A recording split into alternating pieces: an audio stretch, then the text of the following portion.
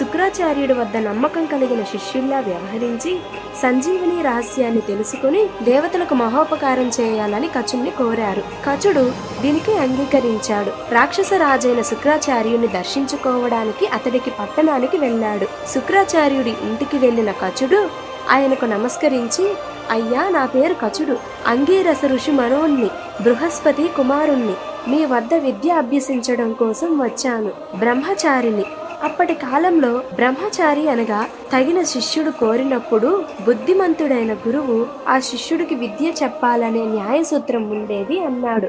శుక్రాచార్యుడు అందుకు అంగీకరించి కచుడితో, నీవు మంచి కుటుంబానికి చెందినవాడివి, నిన్ను నా శిష్యుడిగా స్వీకరించాను. బృహస్పతి వారి పట్ల నాకున్న గౌరవ భావాన్ని కూడా ఈ విధంగా చూపుతున్నాను అని శుక్రాచార్యుడు అన్నాడు. కచుడు శుక్రాచార్యుడికి శాస్త్రోక్తంగా శుశ్రూష చేస్తూ ఎన్నో ఏళ్లు విద్యను అభ్యసిస్తున్నాడు. గురువు గారి గృహ సంబంధ కార్యాలు కూడా ఉచితంగానే నిర్వహిస్తున్నాడు.